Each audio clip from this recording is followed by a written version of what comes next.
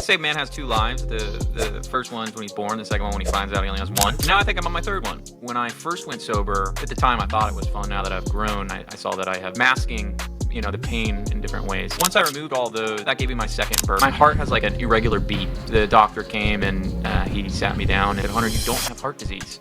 And I just remember crying. That means there's something wrong with my mind. Really changed my perspective on what I wanted to do in life. So with that, I started reading a lot, Atomic Habits, 1% Better Every Day. And, through that, it's been a beautiful journey. Welcome back to Growth Lab Sessions. I'm Joao, CEO of Stealth White Label Agency, and my mission is simple: to help marketing agencies grow and build sustainable success. Today's guest is no stranger to the lab. When he was last here, we dove into Amazon brand scaling systems and the mindset needed to grow an agency beyond the grind. Since then, his company GigaBrands has continued to manage over 30 brands, probably more than that, surpass 180 million in sales, and land features in Forbes, Yahoo, and other major outlets, all while refining the system. It was very that let hedonistic. him work on the business instead of in it. Hunter, welcome back to Growth Lab Sessions. Are you ready to take it to the lab again and share what's changed since the last time you've been on? There's been a lot of changes. Very excited. Appreciate you having me.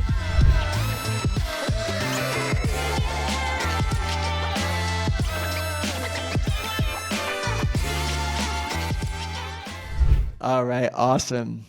Thanks for coming back. I'm trying to match your energy because you've recently gone through this, second awakening and just decided that you don't want mediocrity. You just want excellence. And so that's why I wanted to get you back in here, man. I want you to bring that energy because for me, energy plus focus equals results. So share a bit of what's been going on with you. Yeah, so this is my third awakening, I would say. So, they say man has two lives. The first one's when he's born, the second one when he finds out he only has one. And now I think I'm on my third one. So luckily enough, I ran through that twice. So the first time was when I went sober. I'm about 3.5 years sober, around there. So 1,220 something days, but who's counting? And, from that, when I first went sober, I had been partaking in quite the arrangement of intoxicants. I was on testosterone, coke, Molly, ecstasy, ketamine, all sorts of fun. I guess I shouldn't say fun, but all sorts of things that will alter your reality.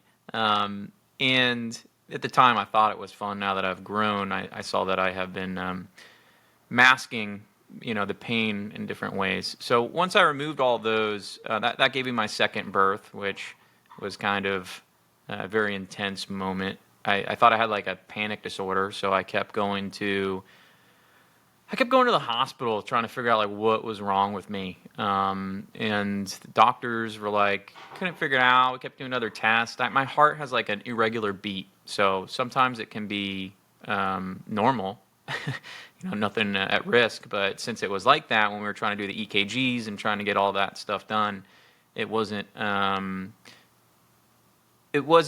conclusive. It was enough confusion that they wanted to do more tests on me and such. And eventually, over time, we ended up doing this injection of iodine into all my veins in order to do a CAT scan and see, am I actually okay? And the doctor came and he sat me down and he said, "Hunter, you don't have heart disease." And I just remember crying. I was like, damn. That means there's something wrong with my mind.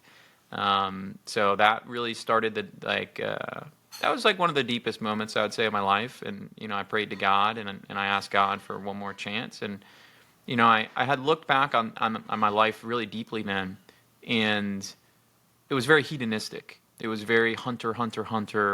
It was very party, have fun, impact society. And in that moment, just sitting there realizing that I might never be normal again. I might never be able to think or build a business or travel or do these things I always loved, really changed my perspective on what I wanted to do in life. So with that, I started reading a lot. Atomic Habits, 1% Better Every Day. I have that tattooed on my back. And consistency over time is a very wonderful thing. Very, very compound growth. And, through that, it's been a beautiful journey. As you mentioned today, I've done over 200 million in Amazon sales.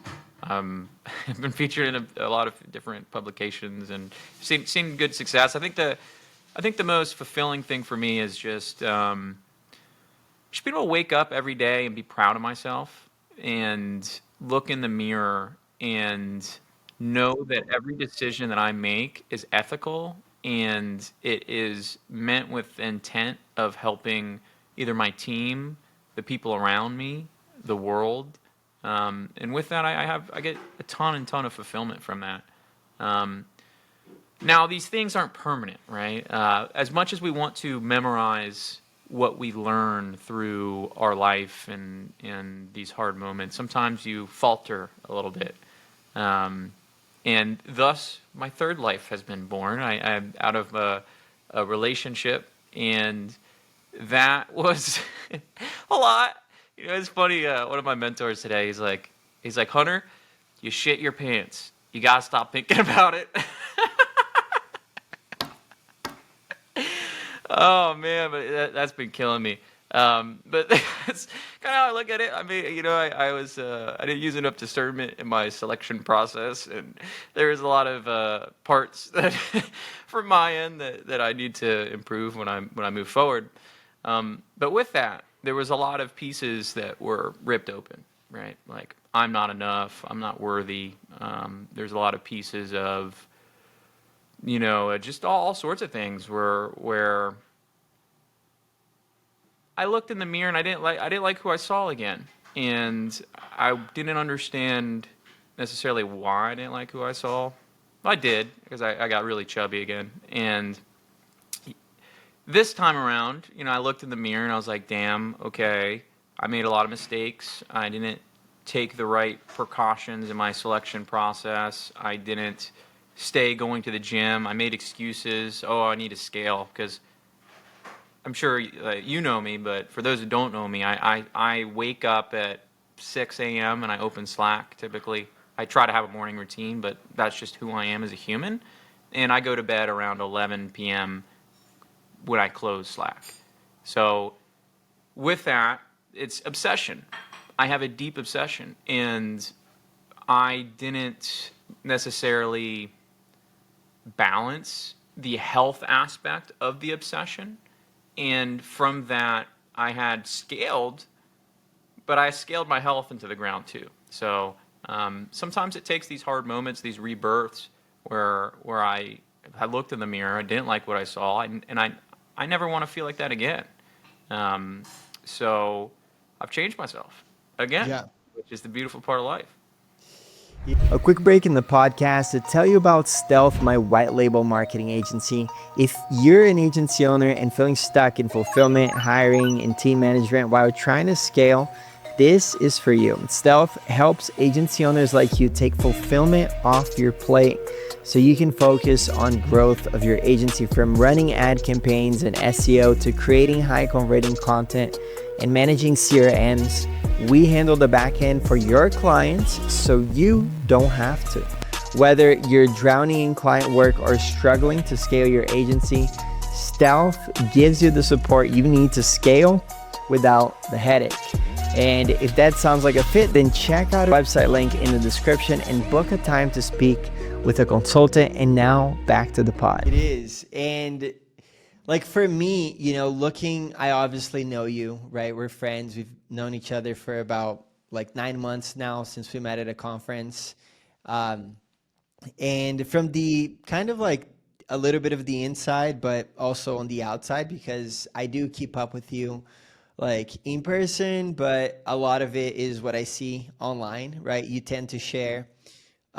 You've been sharing a lot recently about like your thoughts in the morning, your thoughts working out, how you feel. You've been unfiltered, like at least online, to my perception, you've been unfiltered. And my interpretation of it and how, people listening can kind of think like, okay, what's in it for me here? What's the message for me? It's really important in life, like moments where you look yourself in the mirror and you're honest and you decide what you're not happy about and what you're going to do to change, right? So like Hunter, I've had moments as well, like times of my life where I realized, damn, like, why am I here still, right? Like, why am I not making more money? Why is my body not fitter? Like, why, are things that I wanted in life not happening? And so that's the first step. The second step is actually like, make a plan of how you're going to get there. Like, what are the actions that I need to do in order to get there? That's the most logical thing to do. And then you have to be consistent over time. And so this is something that I think is the message for people listening, and like, what's in it for me, in terms of like, how do I change my life, or how do I grow my business, my agency, right? Whatever. But I think something cool about you, Hunter, is that I've seen like high consistency in all these unfiltered messages every single day, like all stories I'm saying. It's like you didn't do it for 1 day, 2 days, 3 days, a week, 2 weeks. Like you've been at it for, I don't know, like 2 months of just sharing every day and working out a lot every day and just drowning in sweat at the treadmill and just going ham with like client acquisition. So that's something cool to share with you, with the listeners, of my perception of that consistency, and that's something I'm curious about. Like, how are you reviewing your goals, or how are you staying on top of this path that you're going forward and you don't start going back in circles and just like stop with the consistency, right? How are you remaining as consistent? Yeah, appreciate that. There's a lot. I'm a systems guy, so I did some deep thinking about this too. For instance, I've weighed out every single meal I've eaten for the past 5 months, and I haven't had one. I've had 2 cheat meals, and both the cheat meals were half a protein bar. So the cheat meal consisted of like 80 calories, and it was because my body was shaking from my blood glucose. um, I believe that these things come from the core of us as humans. And since I have gone so deep in my personal work, I don't have the need to emotionally eat. I don't have the need to drink. I don't have the need to do these things. I feel it, when hard moments come up where I am vulnerable and I don't want to be judged. I feel it, but I let myself process it deeply. And really, when we look at my ability to be consistent, I believe that stems from a very high level of knowing myself very well, removing emotional triggers, and keeping my subconscious very, very clean. And when I say keeping my subconscious clean, that typically means affirmations, really mapping out who I am. At the beginning of this year, after that breakup specifically, I sat and I wrote down every single thing that I didn't like about myself. There was pages, there was a lot of pages on different parts of myself, from myself as a man, myself as a friend. That was a big part of the things I wanted to improve. And I wrote down all these different parts that I wanted to improve. And actually what I did is I took every single part that I wanted to improve. I had ran it through AI and established levels of affirmations that I can apply. So there's different sequences. So some of it would be like, we would start to change the subconscious.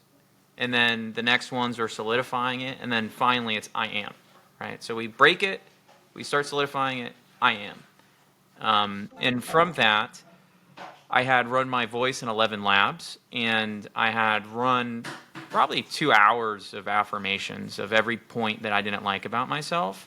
And every day I would play it in the morning and go for a walk and recite it and feel it and dig deep into everything that I wanted to change about myself, that I could change. And from that, I call this a quantum leap. I don't recommend this if you are not experienced at the depths of darkness, I would say, because going this deep in your subconscious, for me, triggered a lot of childhood trauma, a lot of these underlying memories that have been stored in my body and my brain, and I had to basically relive a lot of the trauma and restore it. So going back into my systems and structure, I probably have 9, 8 coaches that I work with from different parts of my life, and each one of those parts of my life is built out in segmented areas. So my trainer, my masculine feminine energy coach, my mentor, there's all these different parts of my life that are being constructed. And with that, I delegate out specific parts of my life that I need to work with. And as I've gone through all these deep subconscious rewirings, I have delegated it out to the responsible parties that have helped me accelerate my growth. So it's not just like one day you wake up and you're like, hey, I'm going to be consistent every day. I feel it's building a container, an environment where it is almost impossible to fail. I love it. I love it. I love the, the part that you say you have different coaches for so many different things, right? Because I thought I had a good amount of coaches, but I don't. I have like 4. But I do like know which other coaches I need to be working with in towards, getting towards my specific like other goals that I have, right? It's mostly fitness and nutrition that I've had coaches for. I do have, agency coach, but it's more like a mentor, not really working with me one-on-one. So I love that mindset of working with people that you shared. I think that's super important for anyone listening, especially in the beginning of your journey, because in the beginning, as soon as I graduated, before I graduated, I had a professional coach that helped me land like great, starting jobs in the Silicon Valley, getting paid pretty well as a salesperson, and then eventually leaving the corporate world and starting my own business, because like that's sort of a scary shift. But I also, love that you talked about you don't wake up one day and it's like, ooh, I have all my answers. It's a constant rebuild of yourself that you go through in order to achieve more excellent versions of yourself. Like something interesting that I'd love to share with you and the audience is that when I was in San Francisco, living in San Francisco in 2018, I think, or 2019, which was right after I left the corporate world, right, and started my own, just running my own business full time. About 6 months into it, I was super happy. I was, making money. I wasn't working for anyone. So for me, that was the best version of myself. And I remember going into hot yoga, one of those trendy hot yogas that you had in the past. They came back around. But the instructor was talking about how, we're here to grow and how we should strive to achieve the better versions of ourselves. And I was thinking man, I'm at the best version of myself. But it's that was 6 years ago. So many things have changed. Now I see that there's so much more that I can do. Whereas before, it was when I was more in the beginning of the personal development journey, I thought I was doing great. But now that I've been like 6 years later and have changed so much of my life, improved so many different aspects, I realize that I still have so much more to go, right? And I love that you mentioned the 1% better every day. I feel like if you can stack bricks on top of each other, make sure that those bricks are solid, you actually start to build so much momentum in life where like you can do so much more, right? Like I wake up and I've been training 7 times a week, right? And for me, I feel like I could go a little bit more now, right? I've included a new sport into my life, like skydiving. And I feel like I can like keep doing skydiving, but also get into like rally racing, you know? So like I broke $100,000 a while ago, like getting close to $200,000 a month in revenue.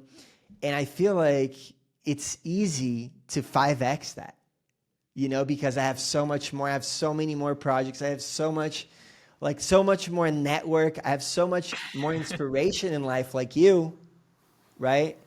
And it's not like you wake up every day and you change everything around. I feel like it's these moments of low, of a breakup, of like you hit, you know, some sort of, you don't hit rock bottom, but you just become really disappointed. Something happens and you look at yourself in the mirror again, you stop everything and you're like, I have a lot to change and I'm going to change those things. I love it, man. Yeah, I couldn't agree with you more in terms of foundational bricks is so important. And I think something that is talked about but not as talked about is our partner and building. It's interesting, right? Because our partner is the most important thing that we choose. And as for me, business has helped me a lot in terms of how I'm going to select my next partner. Obviously, life experiences too, and talking to people. But you know, I had developed kind of this. I'm a big vision guy. I like building visions. So I had built a vision with this person, and I changed their perspective of who they were in order to fit my vision. But they weren't real. Like it was like this. I mean, they were a real person, but who I thought they were was not who it was.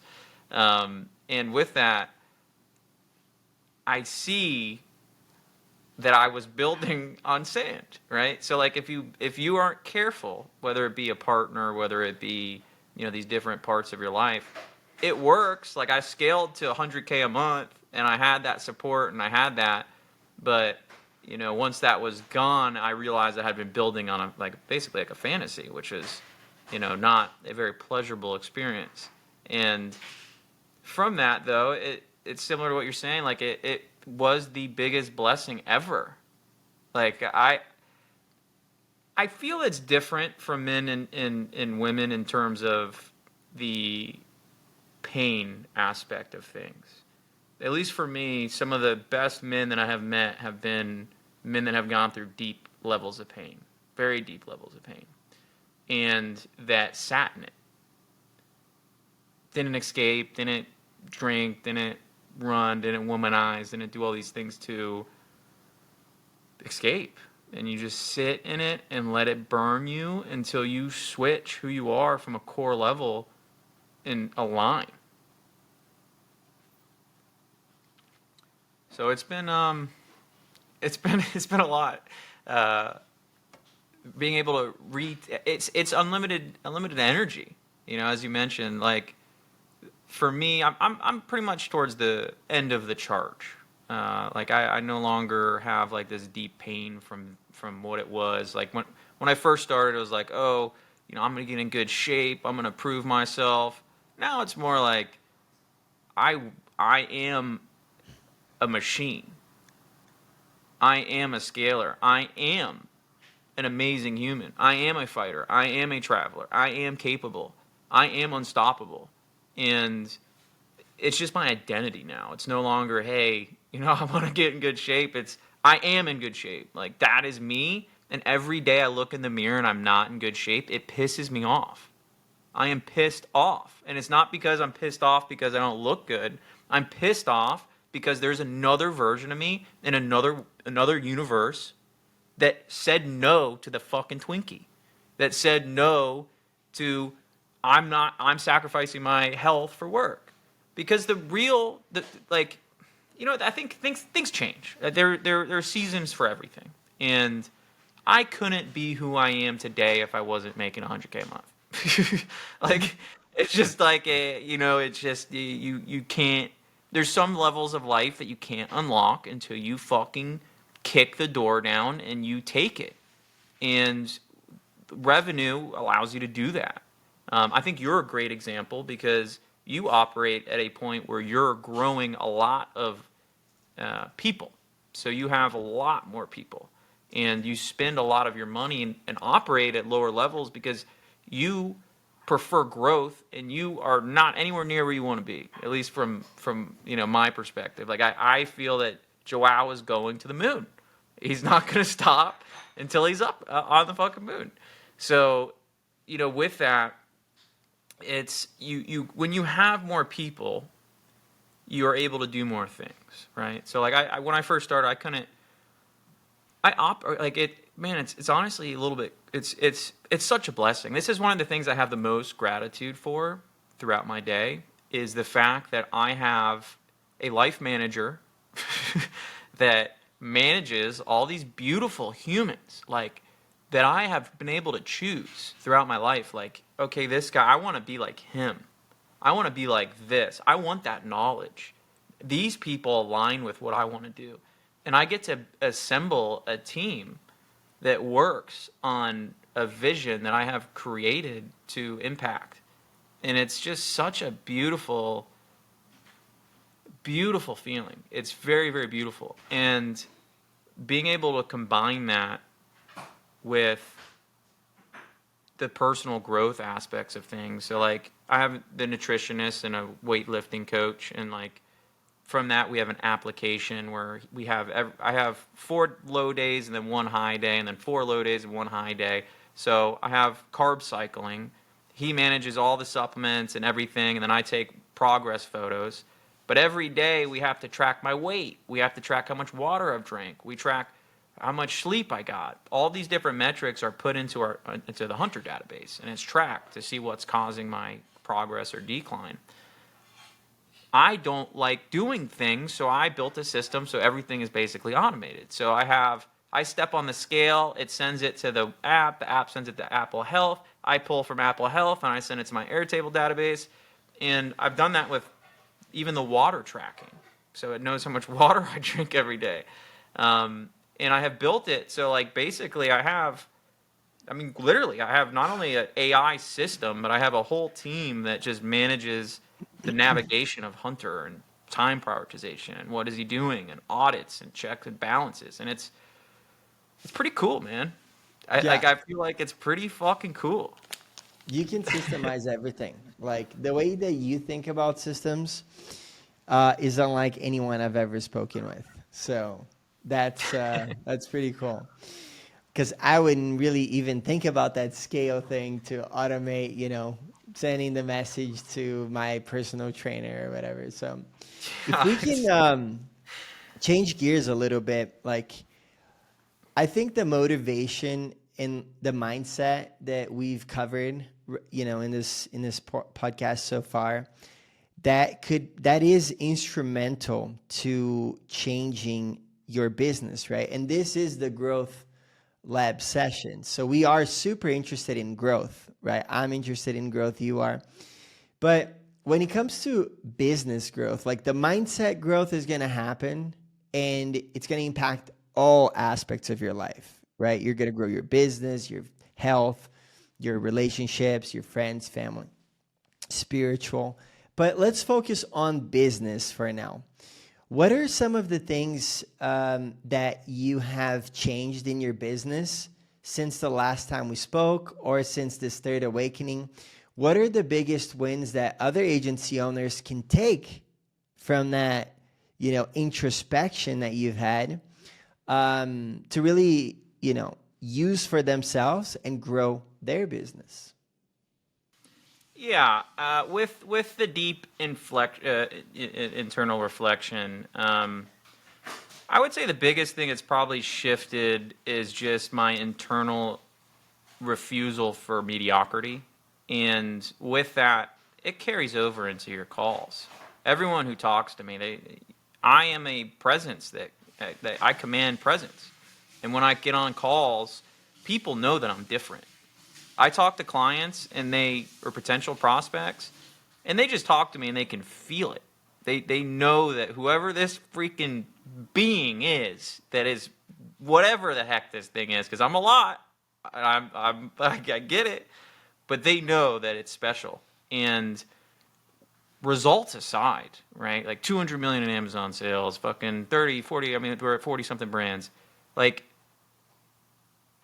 that stuff I used to think is like why people work with me because of who I am in a lot of regards. Like, obviously that's not ideal when you go to sell a business or scale a business, but I thought about it more, and before it was like, yeah, I want to grow this cash flow, but I love this. Like, I don't see myself ever wanting to do anything different. You know, I wake up every day and I have so much fun. I'm building stuff. It's like playing with adult Legos. So I would say the biggest impact has probably been overall the level of sales.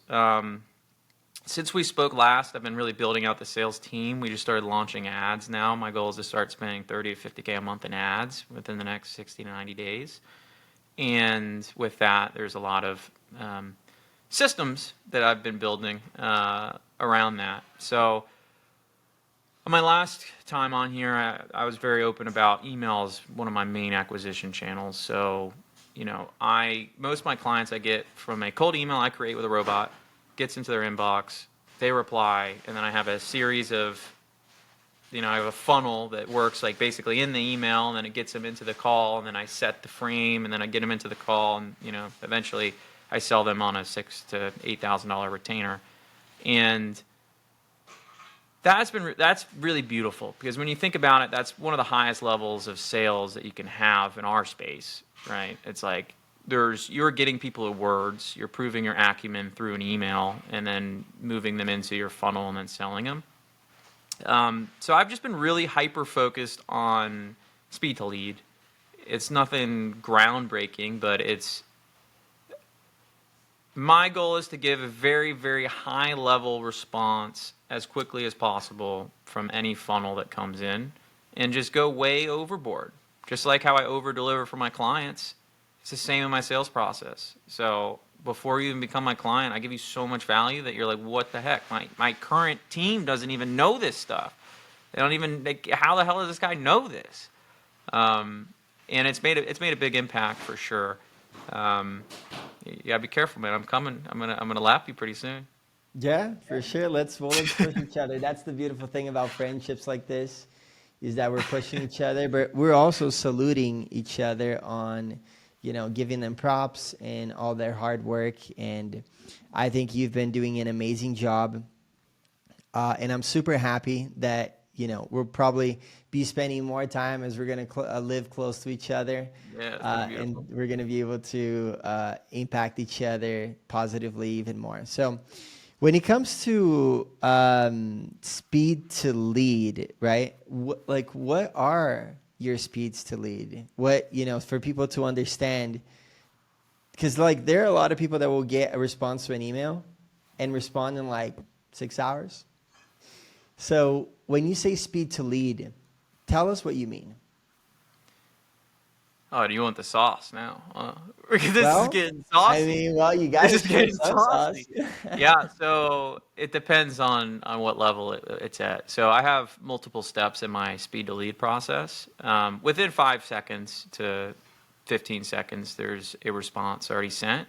Within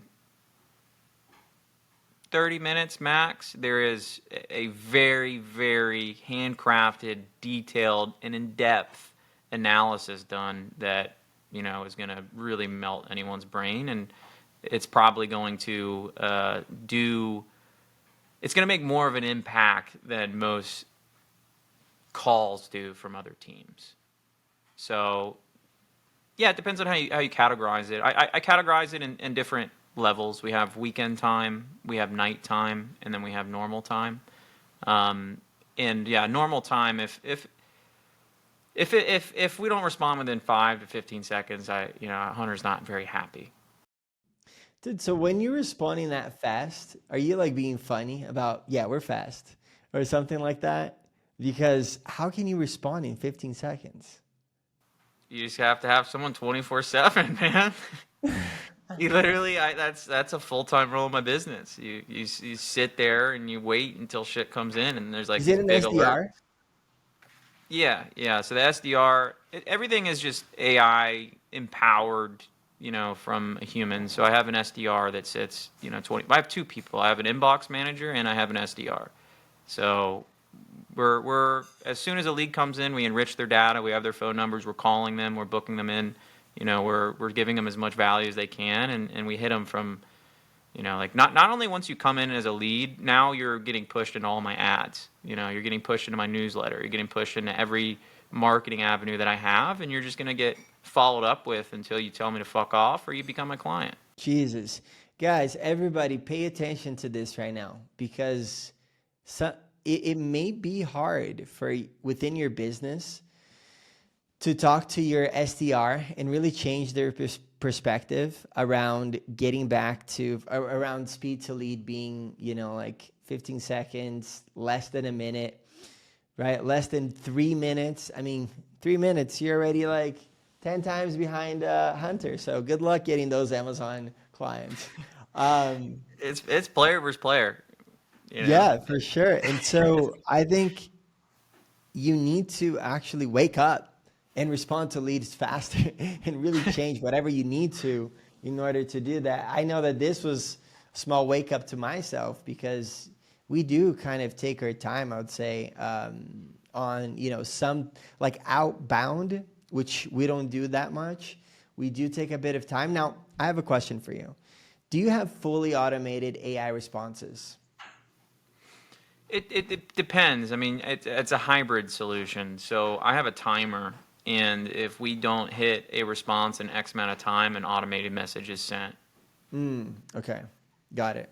So like a fail safe, right? I think Yeah, that's what it's yeah, and called. it's rather complex. There's a lot of logic behind it, but like basically every scenario you can think of, the goal is to be as human as possible, Yeah. and obviously test the copy. So it's the same thing with ads. Like I test my replies all the time. Humor works really well. There's certain lines that just really, really perform really well. But you have to really keep frame the whole time. It's all about frame. And there's a lot of things that I do inside my funnel that I have never seen done in a marketing funnel before. I'm sure it has been. There's been tons of marketers in this world.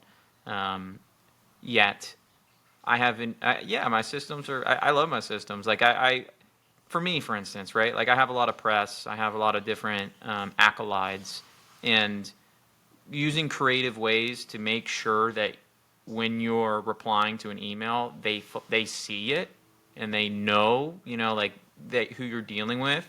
From a frame perspective, makes a substantial difference.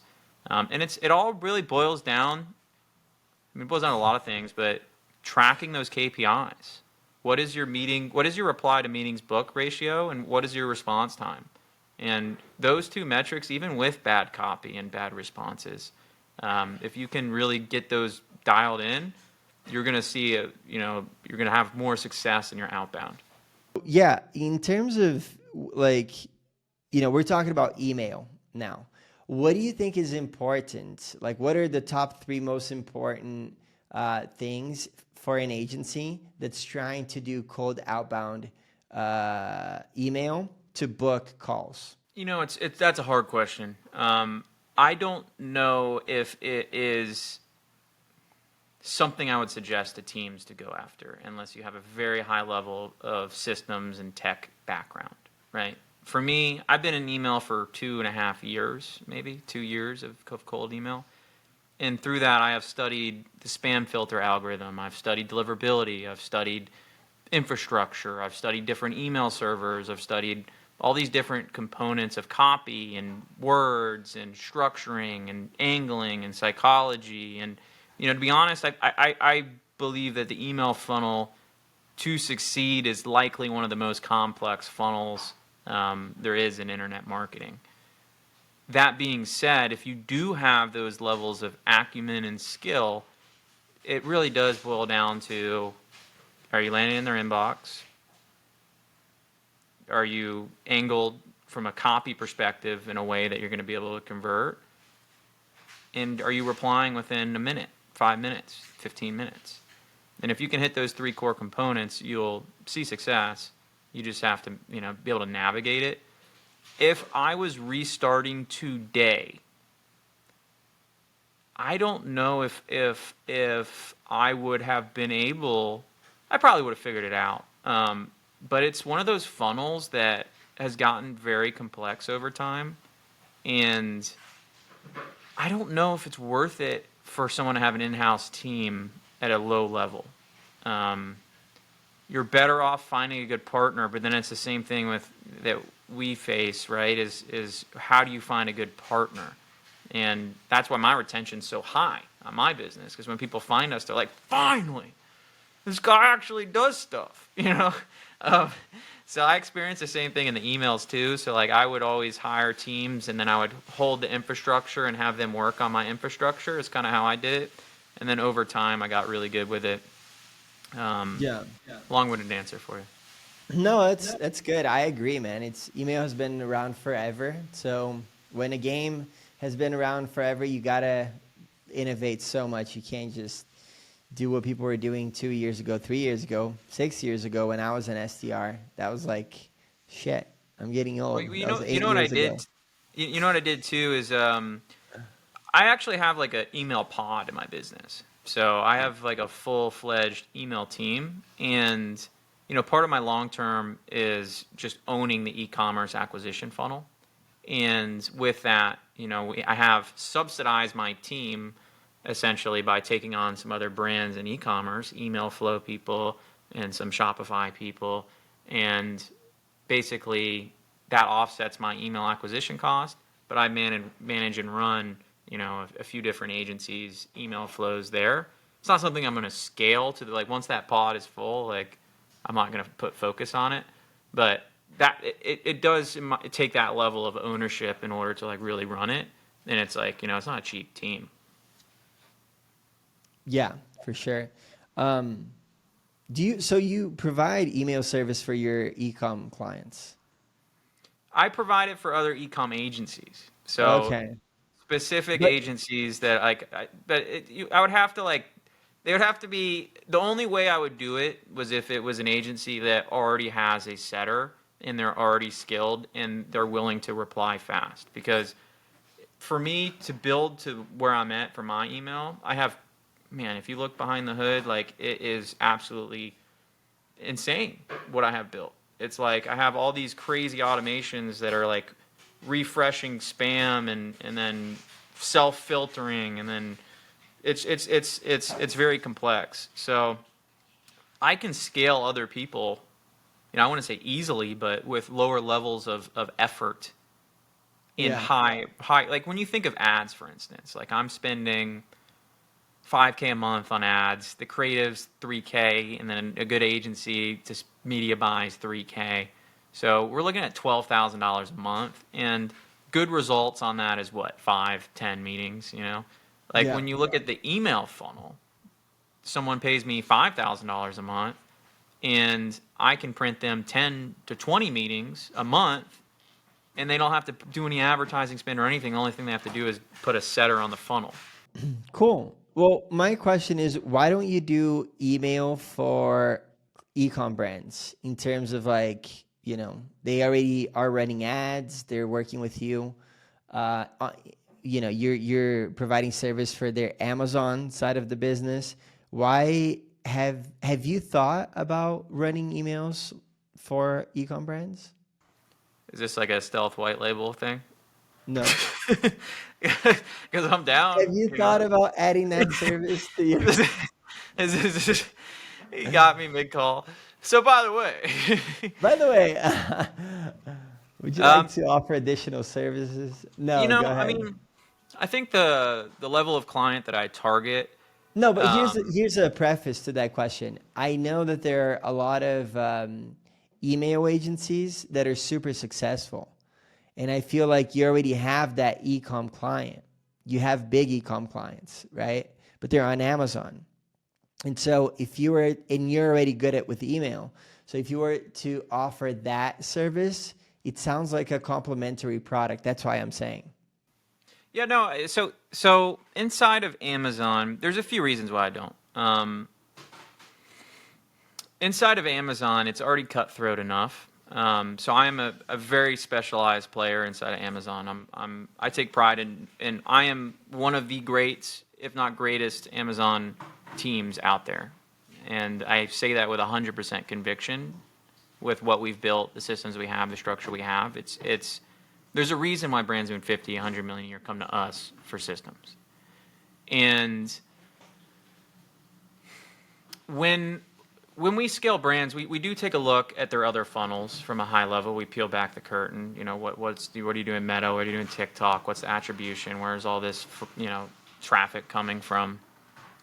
But every service that you add, typically from my experience, like the client attributes all that revenue to you, and I feel like it adds a little bit more friction than I need if I want to build that out in liability in terms of like just being focused and multiplying the current service I have and just keeping the blinders on.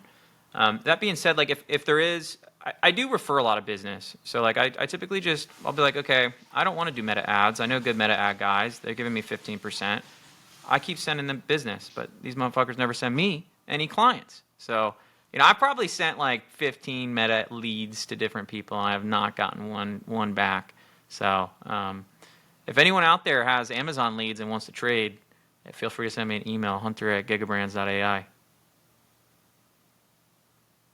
Speaking of plug, we have a unashamed person here plugging himself. No, but that's all good. That just gave me an idea for a white label. And I'm like, do you send many leads out? Don't you wish you could fulfill those services? Yeah, I mean, if Stealth I white would be label. down to do something. If you have good, I'm sure we can chat. Like I Yeah, would we prefer to don't just do send it. email. Like that's something that we don't do. That was honestly like just my question about a service that I think would be super complementary to the kind of clients you have. But now is a time for a change of gears, something fast, something robust, something that's actionable and practical. Hunter, I want to ask you rapid fire round questions. Are you ready? Let's get it. What is one new tool that you've added to your routine in the last year? Last year, man, I have tons of tools. I think one of the most innovative tools right now is just MCP servers. So basically, you can connect all of your different databases to like a Claude or ChatGPT. And so I can prompt to it. So I can say, hey, Claude, how are my email campaigns doing? Or how is my P&L currently? And it can pull the database and let me know how the whole business is doing, and you can start attaching that to commands. So, hey Claude, I want you to put this on my calendar, and whatever you can think of, you can just have a central chat that will run the business. And I think that's going to be the future of business. Personally, is going to be people like myself that are just freaks of nature, similar to when you look at professional StarCraft players or professional World of Warcraft players. It comes down to memorizing macros and having these flows really, really down and easily accessible. I think one actionable thing that you should do is go to YouTube and look up the Excel Olympics. And you'll see all these freaking nerds. Formula. Yeah! Right? And every time I see that shit, it motivates me. One, and two, I'm like, damn, these guys must be balling. Like, if you want to see ballin' people have sport together, Excel Olympics. Wow. Okay, I bet you like 90% of the audience hasn't heard of Excel Olympics. Yeah, I've I been know I following for haven't. years. So you talked about where things are going, and that's a question I spoke with a friend recently. What is the change of SaaS, traditional SaaS service? How is it changing in the AI era in terms of like user experience? You know what? I think that my original brand name was GigaBrain. Right now I'm GigaBrands, but the GigaBrain really is where I think the future is going to be. And it's going to be from people that max intellect, max reading, max knowledge. And what's going to happen is we're going to be able to take a call, and we'll have very structured and streamlined calls. And on that call, we'll be able to build an algorithm that will literally do all the work for us based on these algorithms. I'm not quite sure that software, maybe it will be software. I don't know. Maybe they eliminate us. I think what's going to happen more than likely is there's going to be a bunch of people like similar to us, but very tech enabled, and the middle class is all going to get wiped out. Wow. I don't see. But let's go back a little bit. Like, let's go back a little bit in terms of software. Okay, we still have software. We're still gonna have it for another few months at least. Where let's talk about high level, for example. You go in, you have to configure the whole damn thing, right? Is AI software like gonna change dramatically in terms of user experience because you don't have to go in and edit all these fucking things and configure it all to like your liking? It's just gonna be more results driven, where it's like, I want you to create a pipeline stages for me that makes sense for my current business. Done. You know, is that where you see it's going? For sure. Oh yeah, for sure. Yeah, I mean, there's no doubt in my mind. Even I'm doing that, right? Like when I look at what I think is going to happen, it's just going to be people like me that pick one vertical, that get really insanely good at it, that can compartmentalize and logically store intellectual knowledge and, you know,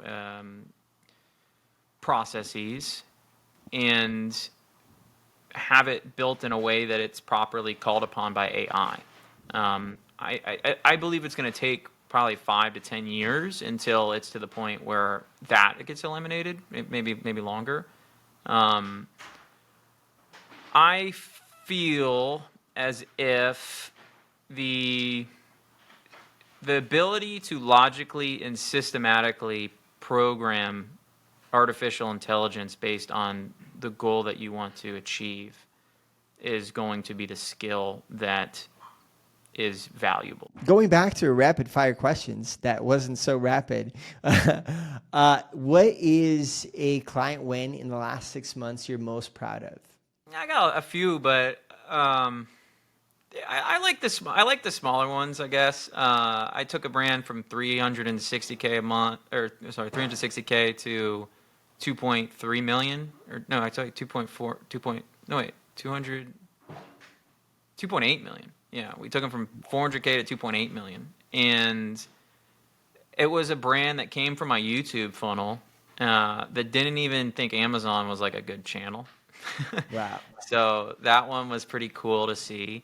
And I had another one, like I have been the 4th or 5th or sometimes like 8. I had one client say 20. I'm the 20th agency. I was like, all right, this isn't the agency's problem anymore.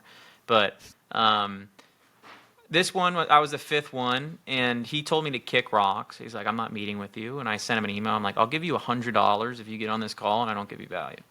And he got on the call with me, and then he said this was valuable. He invited his partner, and then they were both like, we don't know. I don't know if I want to work with you. And then sure enough, I got them as a client. I've doubled their brand in the past 5 months. They went from like 30K a month in profit to over 70. I think they're like 70 something thousand a month in profit now. And on top of that, I took them to dinner in Tampa. So we all went and sat down, and it's really nice, especially in e-com, to be able to sit with people in person and do those celebrations and just see how like human they are. They're so human. They're a good guy. Like I felt like they would have been my friends in another life. For sure. So what's your current average monthly spend to acquire new clients? I don't have that metric dialed in right now because I've been kind of Chad scaling. But if I had to guess, it's really hard because it's the way I have my business set up is I have like my emails kind of offset by some other email guys. So like technically my email funnel is almost free at this point. So like 500 a lead maybe for that.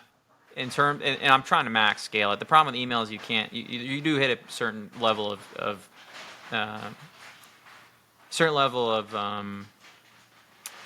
diminishing returns. So for me now, it's I'm pushing more towards ads. I'm scalable at I'll pay $3K a freaking acquisition. I don't really care because I have so much code and a really strong team and structure that once I go ads, I'm Chad scaling ads. I want to spend as much as I can. You're chat scaling? Chad. What is that? Chad is like a buff, trader dude that you never heard of Chad? Well, I've heard of Chad, but I've never heard of Chad scaling. Yeah, so Chad's like he's your typical like white buff dude with a big beard. Jack, You're just going ham on scaling. Yeah, it's just like what you would expect. Like it's just the Chad. It's like the guy's just like it's gonna work. It's just gonna work. It's just Chad. It's just Chad wins, dude. Well, Hunter, man, it's been an awesome round 2. Okay, thank you so much for coming on the podcast. And before we wrap up, what's one piece of advice, being mindset or being, practical advice that you have for other agency owners out there? Yeah, I would lean in to say that purpose over everything. And there's been a lot of times in my life where I've made money and I hadn't felt fulfilled and I felt like I missed the real mission. And as I've grown as a human, I've refined that. So whether you're at that point or not in your life, I really encourage you to set a gratitude practice in the mornings of just writing down what you're really grateful for on a daily basis, because the journey really is the fucking blessing. Every day waking up and having a team and having family and these things I don't always see until I talk to a mentor, and my mentor's mom's got dementia and she's going through a horrible time, and I'm texting him like, hey, I'm pissed off because my fucking X, Y, and Z is happening. And he sends me a picture of his mom. I'm like, holy fuck. So mindset, I feel, will unlock everything else. And centering yourself in purpose, in gratitude, and alignment with what you really want from your vision is probably the one biggest thing that I would hope people have in place. This has been a mindset podcast for you guys out there listening. We've heard from Hunter, and if you do want to connect with Hunter, know more about his thoughts on different things, I'm sure he would be open to answering a few questions here and there. If you do have referrals you want to send over for Amazon clients, if you are an Amazon brand and want to work with someone really special like Hunter, feel free to connect with him. And Hunter, let us know, where is the best place to connect with you? Yeah, Instagram.com/Hunter. You can get me on Telegram too, t.me/Hunter. And if you want to just send me a direct email, hunter@gigabrands.ai. So hunter@gigabrands.ai. That's also going to be linked in the show notes below. So make sure that you hit him up if you found value in what he shared. And for you listening, thank you so much for joining us. Hunter, thank you so much for coming on the podcast for the second time and sharing your thoughts and wisdom with our audience. And if you're finding value in the Growth Lab sessions, please don't forget to subscribe, leave us a comment below, and I'll be sure to be super fast to lead like Hunter taught us today and get back to you. Thank you so much, guys and gals. I'll see you on the next one. Happy scaling.